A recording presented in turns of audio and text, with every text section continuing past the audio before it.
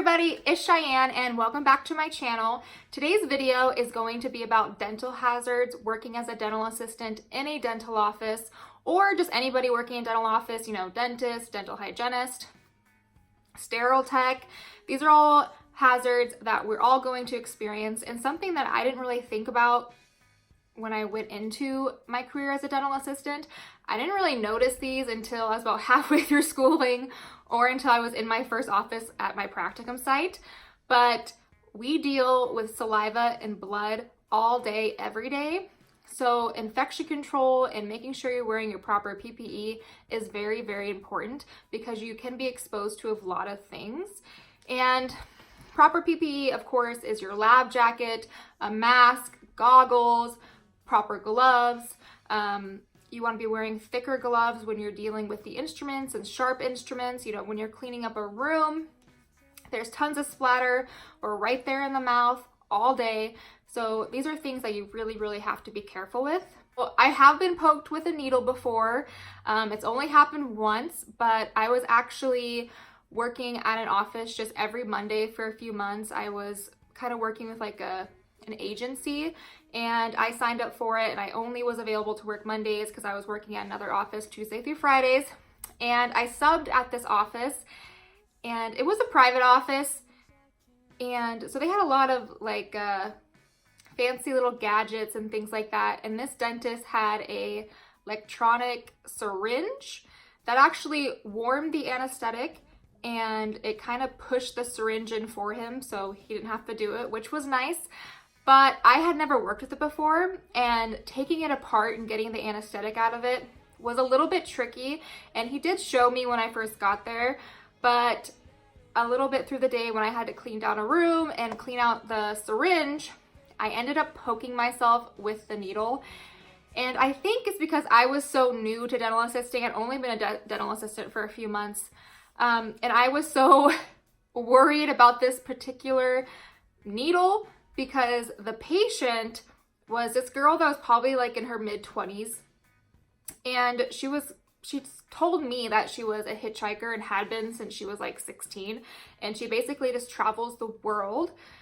But she told me some weird things about herself, and not to stereotype her, but she did tell me that she, had done a lot of drugs and that she had to do certain things for rides, and like she was a little bit of an oddball. So I think when I was taking apart the syringe, I was very, very nervous, and I ended up poking myself, which to me was like the worst person ever to get pricked with their needle, because it was a dirty needle, and I was like, crud. When this happens, you have to go to the emergency room, and they have to do a blood test on you to make sure that you didn't contract any, diseases. And then if the patient can go with you, that's great. This girl didn't want to go to the hospital. She told me that she didn't have anything. So I got her contact information, and then I just went and got tested, and luckily I didn't have anything. But it was a very scary situation. It can be, especially if the person has something, or whatever it may be. But yeah, it was a little bit scary, but luckily I didn't get anything. With that being said, if somebody puts on their medical history, which they have to put on their medical history if they do have any serious diseases, if someone puts on their medical history that say they have like HIV or something like that, you cannot treat them any differently than any other patient. So it's a big no-no if you put on like double gloves or double mask, or if you're making it seem like you're being extra cautious, because you're not legally allowed to treat them any different than any other patient. Now, after they are out of the room, you can totally take different precautions in cleaning the room. I always, will clean up my lines really, really well. I'll make sure I do like you should be doing a double wipe, but I'll just make sure that everything is very, very clean. And also when I break down the room or handle the instruments, when cleaning up the room, I always wear these really thick utility gloves to prevent any, pokes or things like that. But you cannot treat the patient any differently. You do not want to make them feel, bad for being there, or making them feel like, you're uncomfortable by them being there. So do not double mask. Do not double glove. Don't wear like 2 lab coats or anything crazy like that. just be cautious afterwards while cleaning up, and of course during the procedure, definitely wear your PPE. So like I was saying earlier, we experience blood and saliva all day long. Every day, multiple times a day, I'll be assisting during a filling or whatever, an extraction, and you'll feel splatter on your forehead or your hair or wherever, on your neck. There's always areas that are gonna get hit with saliva or splatter. Very, very important that you just think of that when you leave the dental office. You wanna make sure that you're showering and you're, cleaning yourself. And then also, some people are very, very picky about their scrubs and their shoes that they wear in the dental office. And honestly, I totally understand the shoe part of it. I probably should have a pair of shoes that I don't. Well, I don't wear shoes in my house, period. But a lot of people have a specific pair of shoes that they only wear in the dental office, and then they'll wear other shoes, when they leave, or they'll change. I'm not that picky with it, but you definitely can be to prevent anything getting back to your house. A lot of dental offices too, you leave your scrubs there, and you definitely 100% leave your lab jackets. But the office I work in, we wear scrubs, and then we wear a long sleeve jacket over our scrubs, so you're not really getting any splatter on your scrubs. But your shoes, you're definitely walking around on the floor and things like that, so you could definitely leave your shoes at work if you wanted to wear another pair of shoes home. I have personally never worked with anyone or met anyone in the dental field that has gotten any diseases or anything like that, but you definitely are exposed to a lot. You're exposed to splatter and blood and saliva. So these are all things to think about before picking this profession. If you're kind of a germy-phobia person, or if splatter and stuff kind of grosses you out, it might not be the best job for you, because you are going to be splattered. I mean, it's saliva. You're going to have people close down on a suction. Weirdly, a lot of people, when they close down on suctions for some reason, they push all their saliva forward, and the suction a lot of times just can't get it all, and then it kind of splashes at you. So it's just something that you have to think of when you're a dental assistant. It's kind of gross, to be honest. I have only once gagged as a dental assistant, and I honestly felt so bad about it. I have seen a lot of things, I'm not gonna lie. My very first dental assisting job was at a private office, but my second was at a clinic.